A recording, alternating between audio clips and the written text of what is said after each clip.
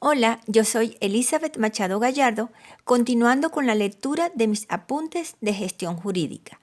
Hoy les compartiré el pago de las obligaciones, tomado de la guía de estudio Obligaciones Civiles y Comerciales y en concordancia con el nuevo Código Civil y Comercial de Argentina. Pago. Artículo 865. Pago es el cumplimiento de la prestación que constituye el objeto de la obligación. El pago es el principal modo de extinción de las obligaciones. Es el cumplimiento de la prestación. Es un acto jurídico, voluntario, ilícito. Recordemos que jurídicamente y en términos generales puede decirse que las obligaciones admiten la siguiente división: de hacer, de no hacer, de dar cosas ciertas, de dar cosas inciertas, de dar sumas de dinero. La simple enunciación de esas obligaciones resulta suficiente para comprender su contenido.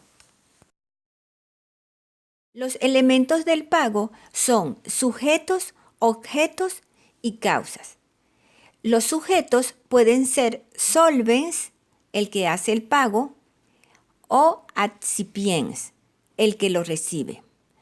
Los solvens, o sea, el que hace el pago, pueden pagar el deudor o terceros. Estos terceros pueden ser interesados, por ejemplo, el fiador, o no interesados. Los accipiens, o sea, los que reciben el pago, puede pagarse al acreedor o sus representantes, a la orden del juez que dispuso el embargo del crédito o a terceros habilitados. Número 2. Objetos. Es lo que se debe pagar, sea que resulte de una obligación de dar, de hacer o de no hacer. Requisitos del objeto pagado: identidad, integridad, localización o lugar de pago y puntualidad. Identidad es la coincidencia entre lo que se debe y lo que se paga. Integridad: el pago debe ser íntegro por el total. Localización o lugar de pago: el designado. Si no se ha designado, entonces el domicilio del deudor al tiempo del nacimiento de la obligación. Si es de dar cosa cierta, es el lugar habitual de la cosa. Y si se trata de obligaciones bilaterales, donde deba cumplirse la prestación principal. Puntualidad: es el tiempo apropiado.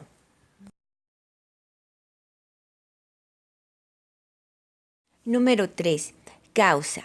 Aquí vamos a encontrar también causa fuente y causa fin del pago. La causa fuente es la deuda anterior que sirve de antecedente al pago. La causa fin del pago es pagar y extinguir la deuda. Requisitos de validez del pago. Número 1.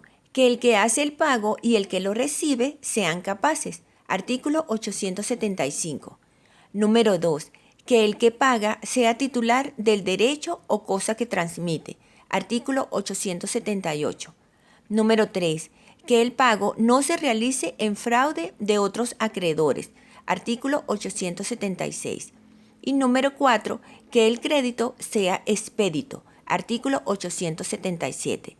La palabra expedito significa desembarazado, libre de todo estorbo o traba, ya sea para marchar o para actuar. Y especialmente empleamos la expresión latina vía expedita para referirnos a un camino abierto, libre de obstáculos, sea en sentido real o figurado. Prueba del pago. Medios de prueba, todos. Medio normal, el recibo. Carga de la prueba. En las obligaciones de dar y de hacer, la carga de la prueba es sobre quien invoca el pago, o sea, sobre el deudor. En las obligaciones de no hacer, la carga de la prueba es sobre el acreedor que invoca el incumplimiento. Imputación del pago. Consiste en determinar a qué deudas se asignará un pago. Artículo 900. Imputación por el deudor. Si las obligaciones para con un solo acreedor tienen por objeto prestaciones de la misma naturaleza, el deudor tiene la facultad de declarar al tiempo de hacer el pago por cuál de ellas debe entenderse que lo hace. La elección debe recaer sobre deuda líquida y de plazo vencido. Si a deuda capital e intereses, el pago no puede imputarse a la deuda principal sin consentimiento del acreedor. Artículo 901. Imputación por el acreedor.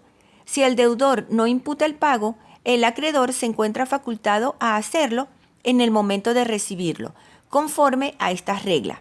Primero, debe imputarlo a alguna de las deudas líquidas y exigibles, o, una vez canceladas totalmente una o varias deudas, puede aplicar el saldo a la cancelación parcial de cualquiera de las otras. Artículo 902. Imputación legal. Si el deudor o el acreedor no hacen imputación del pago, se lo imputa en primer término a la obligación de plazo vencido más onerosa para el deudor. Pero cuando las deudas son igualmente onerosas, el pago se imputa a prorrata. Artículo 903. Pago a cuenta de capital e intereses. Si el pago se hace a cuenta de capital e intereses y no se precisa su orden, se imputa en primer término a intereses, a no ser que el acreedor dé recibo por cuenta de capital. Efectos del pago. El pago produce efectos de gran importancia que suelen clasificarse en efectos principales, efectos accesorios y efectos incidentales.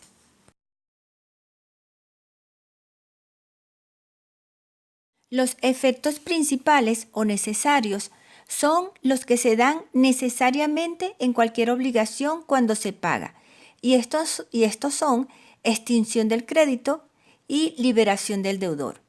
Los efectos accesorios son de reconocimiento, de confirmación, de consolidación e interpretativo. De reconocimiento. En los efectos de reconocimiento, el pago significa reconocer la existencia y eficacia de la obligación. De confirmación. Efecto de confirmación. Si la obligación adolecía de una nulidad relativa, el pago, sea total o parcial, implica confirmar tácitamente el acto. Lógicamente, para que esto ocurra, debe haber desaparecido la causal de nulidad. Por ejemplo, si contrato con un menor hay nulidad relativa, pero el acto queda confirmado si al llegar a la mayoría de edad, la desaparición de la causal, él efectúa el pago. Efecto de consolidación. En los contratos celebrados con seña, en los cuales las partes pueden arrepentirse, el pago implica un principio de ejecución del contrato y las partes ya no pueden arrepentirse. De esta manera, el acto queda consolidado por el pago. Efecto interpretativo. Dado que la conducta de las partes es un elemento básico para interpretar la intención de ellas al momento de contratar, es indudable que el pago posterior servirá para interpretar el significado y alcance de las obligaciones contraídas. Los efectos incidentales son reembolso, repetición e inoponibilidad. Reembolso. El pago hecho por un tercero genera a favor de éste el derecho a obtener del deudor el reembolso de lo pagado. Repetición. El pago indebido o sin causa genera a favor del solvens el derecho a repetir lo pagado. Inoponibilidad. El pago es inoponible cuando se realiza en fraude de los acreedores o no se respeta el derecho de los embargantes.